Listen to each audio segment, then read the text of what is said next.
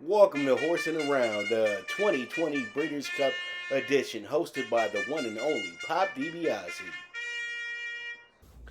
What's up? It's your host, the one and only Pop DiBiase, the primetime capper, and this is the Breeders' Cup 2020 edition of Horsin Around. And if you guys know me well, you guys remember Horsin Around was a segment on my original show, Capcast. But you guys know on a daily basis on the Primetime Angles, I always talk about horse racing. If it's Golden Gate, if it's Del Mar, if it's Santa Anita, if it's Parks, wherever the tracks are, wherever the money's at, I'm at on a daily basis. I play it Monday through Friday, Saturday, Sunday. It does not matter. I always have some horses for you, and I always got a late pick 4 ticket for you as well too. But today we go ahead and we talk about day one of the Breeders' Cup, and that's going to be for the future stars of America. And we have 5 races today. Tomorrow, Saturday, we will have ourselves now 9 races, 8 races, but we'll go ahead and I'll make sure we confirm the total number once we get to day 2. But it's all about day 1 today. So pretty much we have ourselves a really good opening race here. It's going to be the Juvenile Turf Sprint. We have ourselves a really good horse in Golden Pal. Golden Pal is going to be trained by the great Wesley Ward. Wesley Ward, you know, he's put a lot into this horse, and this horse is getting a great number as well, too. 8-5 on the morning line as well. So the horse looks like it's downright favorite. It's a downright unbeatable, but this is the Turf Sprint, and this is going to be maybe the hardest race of the day for the babies, in my opinion, because the Turf Sprint ain't no joke, to be dead honest with you. And you always see a price wind up getting a big win here at the Breeders' Cup in the Juvenile Turf Sprint. So that's why I said I'm laying off the 8-5 morning line with Golden Pal, and I'm going to go ahead and set my eyes on a horse from Ireland. This horse is really good. This horse has been able to take care of its business and pretty much get over here to the States, winning their last 4 races in a row. This horse has ran in 5 races as well, too. And actually, let me take that back. The horse has won its last 3 out of 4, actually. But it did get a win in its last race, and I do trust Rowan Scott, who's a very good jockey as well, too. And Nigel Tinkett will be the trainer for this horse as well. So they are coming over. This is an import horse as well, too. And this will be the 6th horse. You better believe it. So I like this horse a lot. I think that what we can do here is we can do some big things here. That's my whole basis here, and that's where I feel like we can go. So I have other horses here as well, too. I'm going over it right now. I see that we have Wesley Ward's other horse here, After 5. After 5 has ran in 2 races, but still hasn't broken the maiden as of yet. But we'll have Jose Lopez riding, as brother Irad will be riding the 14-horse Golden Pal. So this race right here, I truly do feel like it will be one that's going to stop at the nose. So there it is, and let me go ahead and get you my 4 horses for this group right here. It's going to be a good group here as well, too. So you guys be on the lookout for that. And just over here getting it together for you guys right now. And my top horses for this group is going to be like this. And we're going to exacta, trifecta, superfecta box here to start off the day. And you just know, you better believe it is a 20-1 morning line as well. And then we have Golden Pal, like I said before, is 8-5. And After 5 is going to be actually a 6-1. And then we're going to throw in a horse by the name of County Final. Joel Rosario is going to link up with Steve Asmussen, and they're going to be able to, maybe shake up things a little bit. So this is a 15-1 horse that's looking pretty good. I know the horse has had some setbacks, it looks like, here at Keeneland and over at Belmont and over at the Kentucky Downs as well, too. But as you can see, the horse has been running against a good group of horses, and the horse was coming off a pretty good win at the same length, 5 furlongs, when the horse did get a big win over here at Mammoth. So pretty much the horse has been moved around a little bit. Now I think Steve Asmussen has this horse tuned up for a big day, and that's why I'm going to go ahead and add County Final as our 4th horse here. And so remember, this is how you're going to play it. It's going to be the 6 as your key horse. Then we have the 14 and then we have the 9, and then we have the 4. And that's going to be our horses for race 6, the first race in the Breeders' Cup, the Juvenile Turf Sprint. And there it is. What's up, world? Now we're in race 7. Okay, and this is going to be the Juvenile Turf. This is going to be a really good race, wide open race to be exact. 14 horses will be running in this race as well, too. You guys have to be prepared for scratches as well. This is a few hours before the races start. These are 2-year-olds, so some of them are going to be acting up at the gate. There might be some also eligibles drawn in as well, too. So you have to prepare yourself for that situation as well. But we are now in the Juvenile Turf. And pretty much, let's go ahead and look at a quick highlight of the horse that I've went ahead and circled as the key horse. And this is going to be a horse by the name of Gretzky the Great.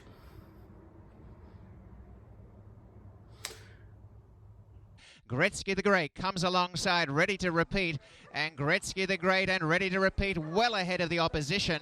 And Gretzky the Great has gone by, ready to repeat in the blink of an eye. 3 lengths away the others. American Monarch heads them. Gretzky the Great goes to the rail and now ready to repeat, trying to rally again in second. But Gretzky the Great is the best in the field by far.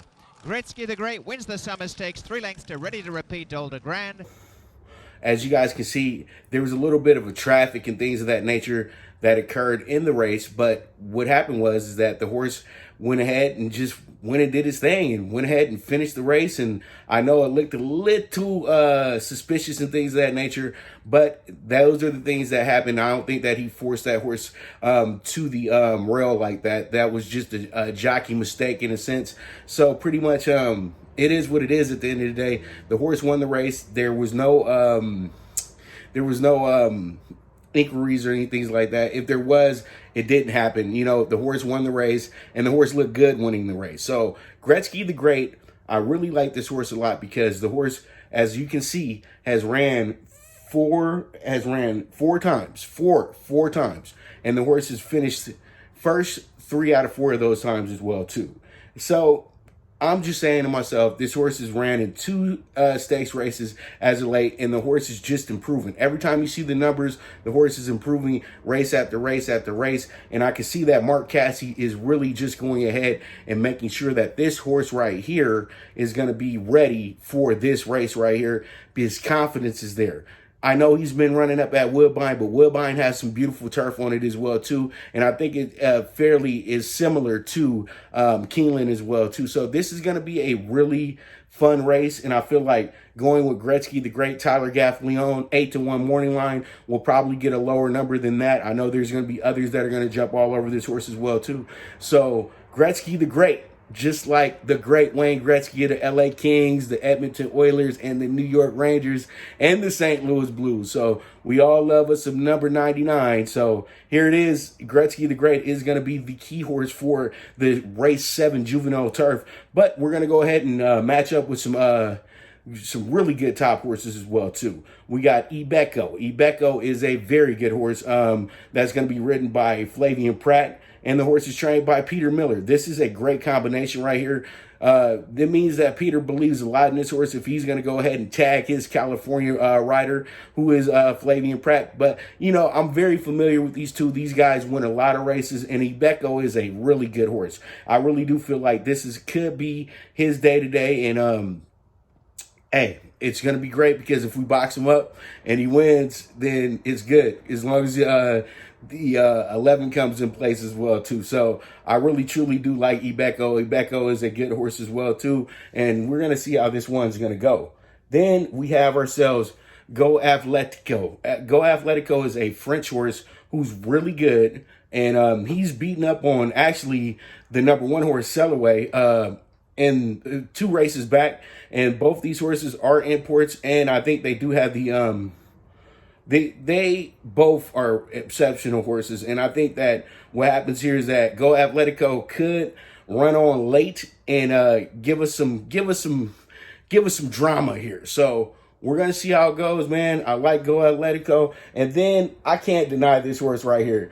I know he's like the hunch play of the day, and this is gonna be a horse by the name of Cadillac. Cadillac is gonna be trained by Mr. Harrington, Mrs. Harrington, and then Foley's going to be riding this horse as well too. So this is another import for Ireland as well. And this is, you guys have to understand, when you're dealing with the turf races and they got these imports, you have to take in account that these horses are really ready to roll, and these are the horses that try to catch you late. So that's all for the juvenile turf. Our key horse is going to be Gretzky the Great, and that's how we're rolling. We got Cadillac here, we got Go Atletico, and we got Ibeco. Those are our 4 key top horses here. Go ahead and box it up, exact the trifecta, superfecta, and throw it into your exotics as well too. So there it is, moving on to race 8. All right, now we're in race 8, and we have a horse by the name of Princess Noor in this group. And Princess Noor is an exceptional horse. This horse is very, very, very, very, very, very, very good. And I'm telling you right now, this could be one of Bafford's special horses right here. This is the juvenile filly as well. This is the $2 million race. This is going to be a mile and 1/16. So Princess Noor is showing some pretty good, stats and everything like that. Horse has been working out like a beast in the morning as well too. Princess Noor, I've seen this horse a few times. I've seen the horse actually live as well too, break the maiden, and this horse is very exceptional. Bafford has a certain way getting the fillies ready for this type of race right here, and the juvenile fillies this is almost like carbon copy of what happened a few years back for Bafford as well too. He came in with the 9-1, but this time he has the favorite in Princess Noor being 9-5. This is kind of a formful race as well too. They have other horses in this race that are really, really good as well too, like Simply Ravishing and Day Out of the Office, and also Vaquist. These horses are very, very good. Let's go ahead and get a quick look at Princess Noor real quick and why this horse is so exceptional. So Princess Noor, as you can see, the numbers just get better and better and better and better and better as they go. Victor Espinosa is going to be on the mount today as well too. And when you see this horse's figures, you really tell yourself like, well, this horse has everything it should take to go ahead and win the race, right? So when I look at this horse, I say to myself, okay, this should be your downright fave, your downright everything here. So everything that happens here with Princess Noor today is going to be a very good testament of moving forward. This horse is going to be a horse that you'll be seeing in the Oaks next year. God forbid the horse is, nothing happens to the horse. So this horse right here is an early addition of a pretty good filly group that's coming in 2021, in my opinion. And I think this is one of Bafford's top horses, but it's not going to be his only horse moving into next year as well too. We haven't got to December yet and seen the first week at Santa Anita yet when he breaks out of some of these 2-year-olds late and everything like that. So Princess Noor is really one of these horses that I feel like you can really bet it big on and actually come out big time. I'm feeling Princess Noor in a sense like I felt Songbird. Songbird actually had the second race named after her as well too. And shout out to Nyquist as well too, a horse that I was very fond of. And he's my boy Doug O'Neill's one of his Kentucky Derby winners, one of his top horses ever. And that horse now has a race named after him as well too at Keeneland. So this is a special moment, everything like this. Another West Coast horse looking to dominate this field. And I think that this is very possible with this group right here. So I tell myself when we get to this one right here is that you just take your time, you be patient, and just, pretty much this one is the one where you bet it big and then probably try to get an ice cold exacta here, ice cold trifecta. And I really, truly do feel like this is a good group for us to go ahead and rock with today with the juvenile fillies. So so for the key horses today, we got the one being for the top horses today, we have Princess Noor, who I have as our key horse, and then number 2 slot we have Simply Ravishing. Very good horse. This horse is performing well and should be right there. And the horse has plenty of the horse has plenty of class. So, you know, that's one thing that you don't have to worry about with this horse is that, you know, the class is there and you know that this horse is going to really try its best to, upset this field. And, you know, pretty much you do have, Luis Saez riding. Kenny McPeak is the trainer. So this should be a good look right here. And then we have Day Out of the Office. Day Out of the Office is going to be ridden by Junior Alvarado, trained by Timothy Ham. And this horse is 5-2 on the morning line, the same identical number as Simply Ravishing. And then you got Vaquist. Vaquist, I'm putting this horse in here because the jockey himself, Joel Rosario, is that's one of my favorites right there. And Joel Rosario knows how to get horses home, and he's been in spots like this before. The horse is trained by Robert Reed Jr., so I think that this is going to be a really fun spot. And I just really don't want to go too far into the race. It's only 7 horses here, but this is the juvenile filly, and it's going to be a good one. I think it's going to come down to those 3 horses right there, and Vaquist could be the wild card here as well too. So I say box all 4 of them up, and let's see what we can get. This will probably be a chalky play as well, and I'm going to let you guys know right now when we get to the late portion of the show, I am going to be singling Princess Noor in this race because you got to get a single somewhere in this pick 5 today. You can spend as much as you want, but me, I'm the type, I don't want to overspend on a pick 5 because you'll sit up there spending 200 on a pick 5 and then boom, you know what I mean? You lose out in the first race because you didn't press the all button. So, you know, pretty much, throw out something that you ain't scared to lose. So that's all I say. But we move on now to race 9. And man, hopefully race 8 is a classic and a preview of what we got in store for next year. Okay, now we're in race 9. All right, this is a big one here. This one is really all about who really wants it the most here. This is a big race because when you got a group like this one, man, they're just ready to just go out there and just crush it, in my opinion. And pretty much from what I'm seeing here, we got ourselves a group here in the juvenile fillies turf that is really green, to be honest with you. But there's a horse that really sticks out to me, and it's going to be a horse by the name of Mad One. Mad One has ran some pretty damn good races and has looked really good doing it. And this horse knows how to win in the clutch as well, too. Meaning that this horse will really go all out to get a victory if it has to. So this is a really good race, juvenile turf, and the juvenile turf fillies. Sorry about that.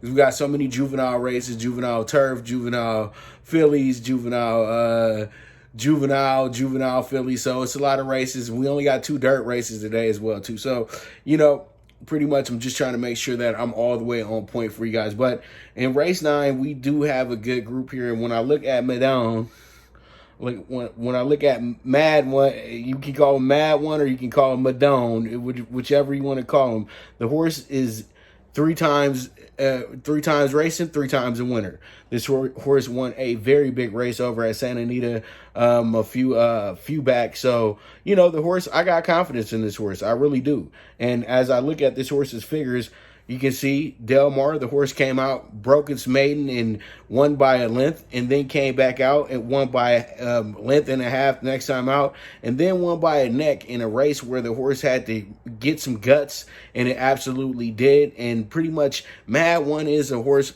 that you can trust here, and that's what you have to have. You have to have a horse that you feel that can win places show here, and the horse is getting good numbers here with 10-1, and the horse doesn't know anything but to win. And the weather is calling for the horse to win as well, too. And you know what? I can't sweat it when I got my man Flavian Pratt riding on this horse as well, too.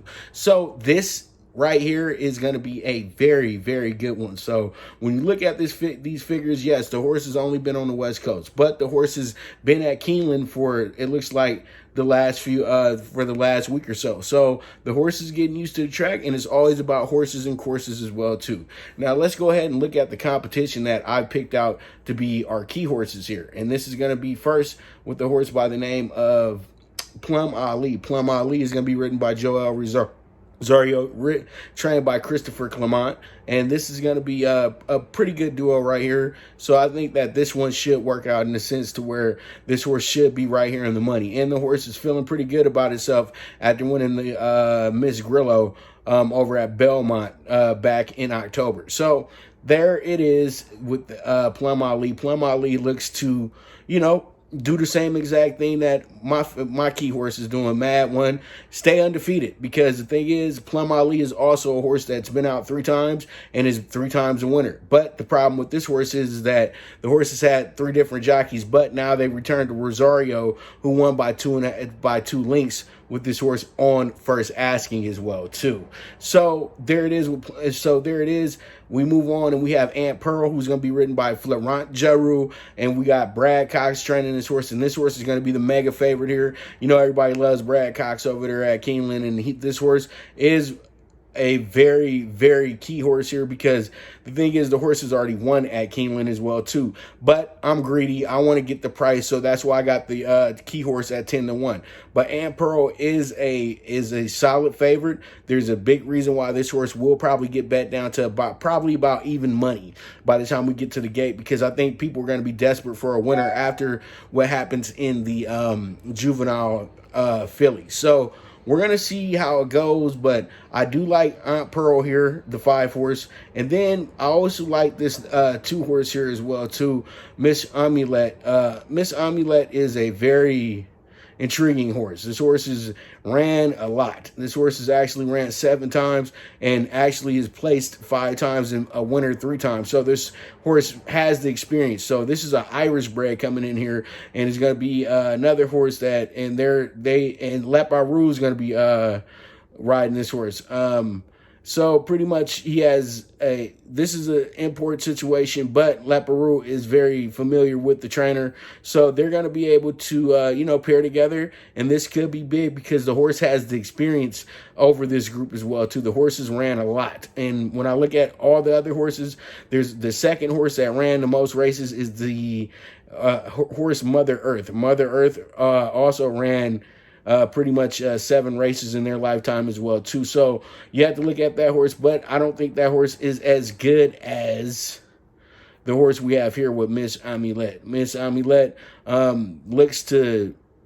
this horse looks to run big today. So we'll look out for it and we'll see how it goes, but that's how it's going to go. So my key horses here, my top horses here in this group is going to work like this.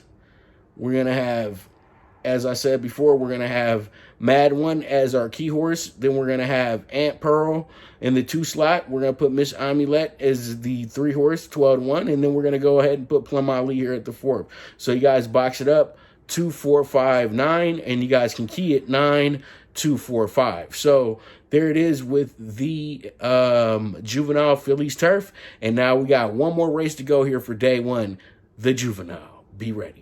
All right, here we are. Final race of the day. Future Stars, the Juvenile, race 10 here at Keeneland. And this is going to be huge. This is going to be a big, big deal. So pretty much we have a field of 14 horses, and these are 14 hopefuls. And you have to understand that these horses, they're great at 2, but some of them don't cross over and become great 3-year-olds. So honestly, you might see about 4 or 5 of these horses actually in the Kentucky Derby next year.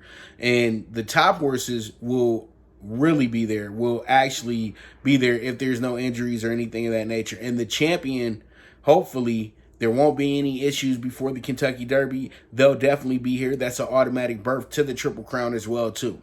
And also, it's pretty much a shoo-in to win the 2-year-old of the year at the Eclipse Award as well. So what do we have here? We have a big-time favorite with a horse by the name of Jackie's Warrior. Let's go ahead and get a quick look at the figs real fast. And we see that Jackie's Warrior is undefeated, has ran so well. This horse is really, really, really talented. And I like what you see with this horse, but you know me.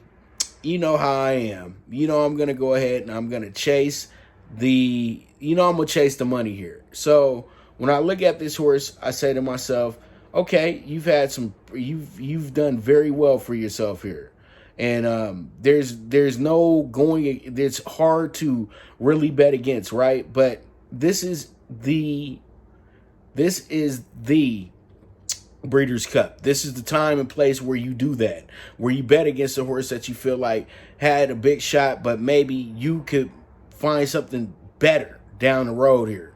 So, where I'm going to is with the horse by the name of Essential Quality. Essential Quality is a very, very green horse, but the horse is very talented as well too. Now, this is going to be your 5 horse, and we're going to have Luis Saez as the jockey, and I'm going to roll with Brad Cox here as well. And when I look at this horse has won at Churchill Downs by 4 lengths, and then won by 3 1/4 at Keeneland. So the horse is already keen to the track as well too, and ran a phenomenal number that was very, very significant compared to the first asking of this horse as well too. So I'm thinking to myself that this could wind up being a very good day for Mr. Cox, because Cox has already had some pretty good horses before, and he seems like he's emerging as one of the better back east Midwest trainers as well too. And then he got Luis Saez, who's a straight hustler riding the horse as well. So it gives me a lot of confidence in Essential Quality. So I'm going to be circling Essential Quality today as our key horse, and I feel like this horse will be able to move along and do some special things for us as well too today. So I really do feel like Essential Quality can win this race by a few lengths as well too. And I don't think we're going to get that 4-1 number. I think this horse may go off at 5-2, 2-1. And I think that's exactly where we should have our expectations at for this horse right here. Now, Jackie's Warrior gives me the idea that we can go ahead and have a shoe-in as well too with Joel Rosario and the Steve Asmussen combination. But Jackie's Warrior has been through a lot. The horse did do well in the Champagne, winning that race by 5 1/4, and also it's just getting better, gaining more. Joel Rosario is taking this horse to places really hasn't been yet. The horse has done nothing but win, and actually, once again, this horse is just like Essential Quality. The horse gets better and better, and then when you look at that speed figure that this horse has right here, that he just ran on October 20th, he hit 100 here. So pretty much, this horse is going to be probably a 2-5. 3-2, 3-5 when we get there. But that's rightfully so. But all in all, though, I truly do like these other 2 horses here as well. Reinvestment Risk. This is going to be a Chad Brown horse. And this horse doesn't look like much. The horse has been out 3 times and actually has only won once, and that was on maiden. And that was on first asking as a maiden.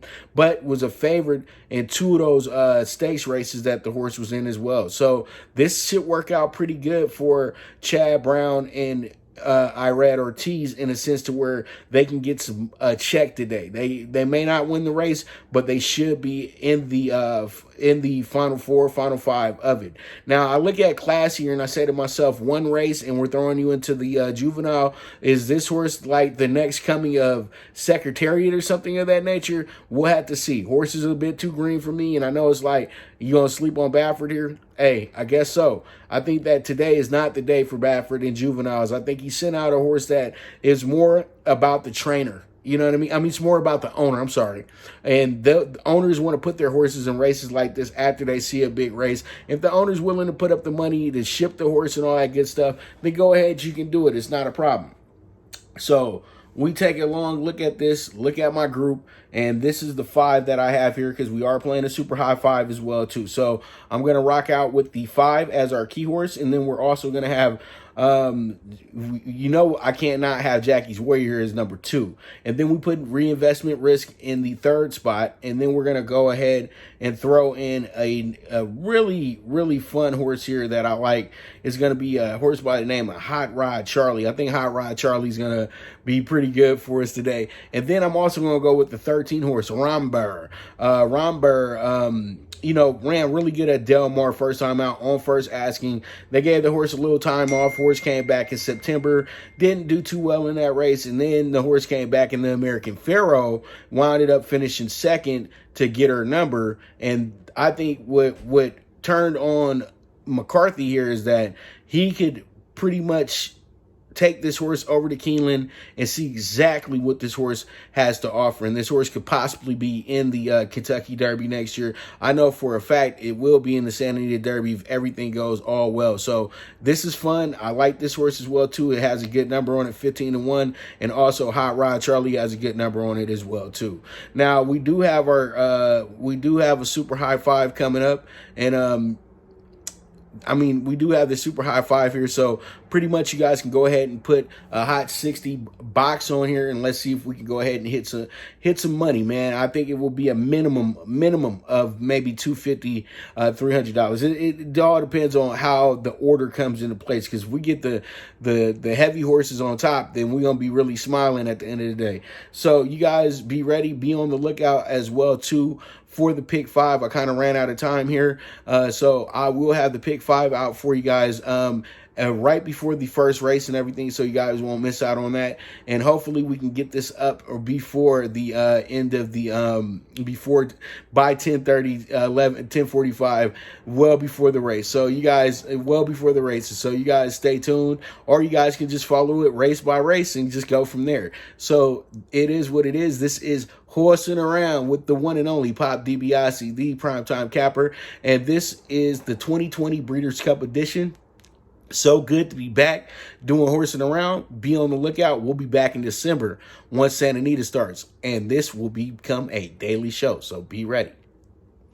Thank you for tuning into the Primetime Angles, the premier sports betting show, hosted by the one and only Pop DiBiase, the primetime capper. This is a PrimeWave media production, and go ahead and press that subscribe button.